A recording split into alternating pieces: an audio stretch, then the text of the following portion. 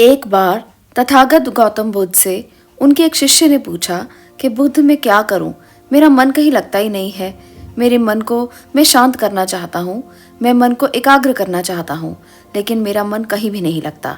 मेरा मन कभी शांत नहीं होता, मेरा मन हमेशा भटकता रहता है। अब आप ही बताएं कि मैं क्या करूं। गौतम बुद्ध ने उस शिष्य की सारी बातें सुनी और कहा, आज मैं तुम्हें एक कहानी सुनाता हूँ। इस कहानी को सुनने के बाद तुम्हारे सभी प्रश्नों के जवाब तुम्हें मिल जाएंगे। गौतम बुद्ध ने फिर कहानी सुनानी शुरू करी। एक बार की बात है, एक गुरु अपने शिष्यों को ध्यान साधना सिखा रहे थे। तभी एक सज्जन ने खड़े होकर कहा कि पिछले दिनों से मेरे मन में एक प्रश्न चल रहा है गुरुजी, लेकिन मुझे उसका उत्तर नहीं मिल रहा। क्या वो प्रश्न मैं आपसे पूछ सकता हूँ? गुरु ने कहा, बिल्कुल पूछ सकते हो, पूछो। इस पर शिष्य ने कहा, जैसा हम सब खाना खाते हैं तो हम सबकी भूख मिट जाती है, लेकिन ये ध्यान के संदर्भ में क्यों नहीं होता? हम सब आपके बताए हुए अनुसार ध्यान करते हैं, लेकिन कोई पहले तो कोई बाद में ध्यान को उपलब्ध होता है और कोई तो पूरी जिंदगी ही ध्यान को उपलब्ध नहीं हो पाता। जैसे खाना खाने के बाद सबकी भूख मिटती है, ठीक वैसे ही ध्यान से हम सबका मन शांत हो जाना चाहिए, लेकिन ऐसा होता क्यों नहीं? आखिर ऐसा क्यों नहीं होता? गुरुजी ने कहा, कल गांव के सबसे बड़े सेठ के घर मुझे खाना खाने के लिए बुलाया गया है, तुम मेरे साथ वहां चलना। इतना कहकर गुरुजी वहां से चले गए। अगले दिन दोनों गुरु और शिष्य सेठ के घर खाना खाने के लिए पहुंच जाते हैं। उनकी पत्नी ने ही उन्हें भोजन के लिए बुलाया था। उन दोनों के साथ सेठ भी भोजन के लिए बैठ जाते हैं। जैसे ही सेठ भोजन का पहला निवाला अपने मुंह के अंदर डालता है, वो भोजन की थाली को उठाकर दूर फेंक देता है और अपने नौकरों पर चिल्लाते हुए कहता है कि कैसा बेकार खाना बनाया है, इसमें बिल्कुल भी स्वाद नहीं है, जाओ और मेरे लिए दूसरा भोजन बना कर लाओ। और वो वहां से उठकर चला जाता है। सेठ की पत्नी उन दोनों गुरु और शिष्य से माफी मांगती है और उन्हें बड़े प्रेम से भोजन परोस कर देती है। दोनों भोजन करते हैं और अंत में गुरुजी 2 रोटी अपनी थाली में छोड़ देते हैं और सेठ की पत्नी को कहते हैं कि बेटी, तुम इन दोनों रोटियों को एक कपड़े में बांध कर दे सकती हो क्या? सेठ की पत्नी ने दोनों रोटियों को कपड़े में लपेटकर गुरुजी को दे दिया और फिर वो दोनों वहां से निकल पड़े। रास्ते में गुरुजी के शिष्यों ने पूछा कि तुम्हें कैसा लगा भोजन? शिष्यों ने कहा, भोजन तो बहुत स्वादिष्ट था। गुरुजी ने कहा, बस स्वादिष्ट, इसके आगे तुम्हें कुछ नहीं लगा? शिष्य ने कहा कि इसके आगे और क्या लग सकता है, भोजन स्वादिष्ट था, उससे मेरा पेट भर गया और आगे इससे क्या अच्छा लगता?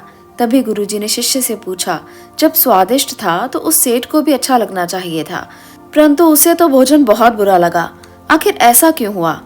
तब शिष्य ने कहा, गुरुजी, ये बात मेरे को भी समझ में नहीं आई कि भोजन तो अच्छा था, लेकिन पता नहीं फिर भी उस सेठ को अच्छा क्यों नहीं लगा, मुझे तो समझ में ही नहीं आ रहा, आप ही बताएं। गुरु ने कहा, हाँ बताऊंगा, अभी तुम मेरे साथ चुपचाप चलते रहो। और आगे तक चलते चलते वो काफी आगे पहुंच गए। तब शिष्य ने पूछा, गुरुजी, हम कहाँ जा रहे हैं? ये तो हमारे आश्रम का रास्ता नहीं है। गुरुजी ने कहा, तुम बस चलते रहो। बहुत दूर चलने के बाद एक पतला सा आदमी आकर गुरुजी के पैरों में गिर गया और कहने लगा, भगवान मेरी मदद करो, मैंने पिछले 4 दिन से कुछ नहीं खाया, कृपा मुझे कुछ खाने को दीजिए। गुरु ने उस आदमी को एक पेड़ के नीचे बिठाया और 2 रोटी दे दी। रोटियां देखते ही उस भूखे इंसान की आंखों में चमक आ गई थी। उसने रोटी खाना शुरू किया और आंखों से आंसू की धारा बहती रही और ऐसा लगा जैसे उसने बहुत दिनों के बाद खाना खाया हो। वो खाना खाता जा रहा था, साथ ही अपने दोनों हाथों को ऊपर की ओर उठाकर कुछ इशारा कर रहा था। शायद वो अन्न शक्ति को धन्यवाद दे रहा था इन रोटियों के लिए कि तूने मुझे ये रोटियां देकर मेरी जान बचा ली। और रोटियां खाने के बाद उसने गुरुजी को भी धन्यवाद किया और वहां से जाने लगा। तभी गुरुजी ने उसे रोककर पूछा कि रोटियों का स्वाद कैसा था? उसने कहा, स्वाद तो पता नहीं, परंतु साक्षात भगवान इन रोटियों में थे, अमृत की तरह थी। भगवान को इस प्रकार से कहकर धन्यवाद देकर वो गरीब इंसान वहां से चला गया। उसके जाते ही गुरु शिष्य को समझाते हुए कहने लगे कि देखो, भोजन ही था ना, लेकिन सेठ को उसमें जरा भी स्वाद नहीं आया, तुम्हें इसमें स्वाद आता है, लेकिन इस इंसान को तो स्वाद भी नहीं आया, उसे तो इसमें जीवन, परमात्मा और अमृत नजर आया। इसी से समझा जा सकता है कि भोजन और इंसान की संतुष्टि में कितना अंतर है। सेठ को इस भोजन में बिल्कुल संतुष्टि नहीं मिली, तुम्हें थोड़ी सी संतुष्टि मिली, लेकिन इस गरीब और भूखे इंसान को तो इसमें अनंत संतुष्टि मिल गई। बिल्कुल ऐसा ही ध्यान के संदर्भ में होता है। जिसकी जितनी बड़ी चाहत होती है, जिसको जितना ज्यादा प्यास होती है, वो उतनी ही जल्दी रास्ता बना लेता है। जिस इंसान के अंदर ध्यान की जितनी बड़ी प्यास होगी, वो उतना ही जल्दी ध्यान को प्राप्त कर लेता है। शिष्य को अब गुरु की बात समझ में आ चुकी थी। उसे अपने सारे प्रश्नों के उत्तर मिल चुके थे। गौतम बुद्ध ने अपनी कहानी को समाप्त करते हुए अपने शिष्य से कहा कि अब गुरु के शिष्य को तो उनका उत्तर मिल गया, लेकिन तुम्हें तुम्हारा उत्तर अभी तक नहीं मिला कि मन क्यों नहीं लगता। तो सबसे पहले तुम ये समझो कि जो लग जाए वो मन है ही नहीं, क्योंकि मन का काम है भटकना।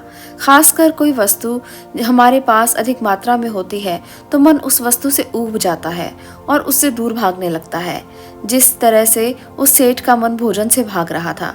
अगर कोई वस्तु सीमित मात्रा में है तो यह मन उसे थोड़ा सा लगाव रख के रखता है, अपने पास लिए रहता है, जैसा उस गुरु के शिष्य को भोजन से थोड़ा लगाव था। लेकिन अगर कोई वस्तु अपने पास कम मात्रा में हो या फिर हो ही ना, तो मन उसके पीछे भागना शुरू कर देता है और उस वस्तु को हर हाल में पाना चाहता है। लेकिन जब बात हमारे प्राण की आ जाए, जैसे कि उस गरीब व्यक्ति के लिए 2 रोटियों का महत्व था, तो मन गायब हो जाता है। वहाँ ऐसी स्थिति में मन का कोई अस्तित्व नहीं रह जाता। फिर हम भोजन का परिपक्व स्वाद भी नहीं लेते और हम उसे खा लेते हैं। फिर स्वाद जैसी कोई चीज़ रहती ही नहीं। जो हम खाते हैं बस हम प्राणों के लिए खाते हैं और हमारे प्राण उसे अंतर तक स्वीकार कर लेते हैं। फिर वो भोजन कैसा भी हो, हमें उसमें रस आने लगता है और ऐसे में मन जैसा कुछ नहीं रहता। हम अपने मन को बहुत अधिक लगाने की कोशिश करते हैं। कोई इसे पढ़ाई में लगाने की कोशिश करता है तो कोई इसे अपने कामों में लगाने की कोशिश करता है। लेकिन तुमने तो देखा ही होगा कि मन नहीं लगता, क्योंकि मन का काम लगना नहीं है, इसका काम तो भागना है। मन हमेशा भागता रहता है। जो हमारे पास नहीं है उसे पाना चाहता है, जो हमारे पास है उससे दूर जाना चाहता है। और जब कोई वस्तु इंसानों से दूर चली जाती है तो फिर ये उसे पाना चाहता है। ये लगातार हमें ऐसे ही भगाता रहता है, क्योंकि यही इसकी मूल प्रवृत्ति है। गौतम बुद्ध ने आगे कहा कि आपके मन में अब ये सवाल उठ रहा होगा कि अगर मन का काम भागना है तो हम हमारी सारी उम्र बस भागते ही रहते हैं। क्या हम कभी इसे शांत नहीं कर सकते? क्या कभी ये अनुभव नहीं कर सकते? अगर जीवन को ध्यान से देखा जाए तो जीवन ऐसा ही है। इंसान जन्म से मृत्यु तक बस भागता ही रहता है। लेकिन कभी कभी कुछ लोग ऐसे भी होते हैं जो इस भागदौड़ भरी जिंदगी से बाहर निकल जाते हैं, भागना बंद कर देते हैं, क्योंकि वो जीवन की सच्चाई को समझ चुके होते हैं। इसलिए व्यर्थ की चीजों के पीछे भागना बंद कर दें, ध्यान करने की कोशिश करें, क्योंकि ध्यान एकाग्रता लाता है और मन इसे विचलित करता है, लेकिन ध्यान ठहराव देता है। जो भी कार्य बहुत ध्यान से करते हैं वही आपका असली ध्यान है, क्योंकि आप उसमें अपने प्राण तक लगा देते हैं। अगर आप बहुत ध्यान से कार्य करते हैं तो ध्यान सोते ही घटित हो जाता है। कई बार तो एकाग्र होने लगता है और आपको ऐसा लगता है जैसे कार्य करते हुए आपको समझ ही नहीं आया कि ये कार्य कैसे संपन्न हो गया। ये भी ध्यान का एक प्रारूप है। और एक व्यक्ति जो ध्यान के लिए बैठता है परंतु उसका मन एकाग्र नहीं होता, उसका मन भागता रहता है, वो बहुत कोशिश करता है पर उसकी एकाग्रता लगती ही नहीं। ऐसे में एकाग्रता नष्ट हो जाती है। वो बहुत ज़्यादा उसके पीछे पीछे भागता है परंतु मन नहीं लगता। कुछ तो इसी प्रकार से ध्यान करना तक छोड़ देते हैं। इस प्रकार ध्यान किसी भी काम में लगाया जा सकता है। इसलिए जिस काम में आपको ध्यान मिल जाए, एकाग्रता मिल जाए, उसी काम को करके आप पूर्ण हो सकते हैं, ध्यान लगा सकते हैं। इसके लिए आपको कोई जद्दोजहद करने की जरूरत नहीं, बल्कि बस एकाग्र होने की जरूरत है और आपका ध्यान लग जाएगा। तो अगर आप भी बार बार विचलित होते हैं कि ध्यान किस प्रकार से किया जाए, तो इस कहानी को जरूर सुने। आपको ध्यान के बारे में जरूर एक अच्छी जानकारी मिलेगी। आज के लिए इतना ही। अगर कहानी आपको पसंद आई हो तो वीडियो के कमेंट सेक्शन में जरूर लिखकर भेजिएगा। आपका इसे देखने के लिए धन्यवाद।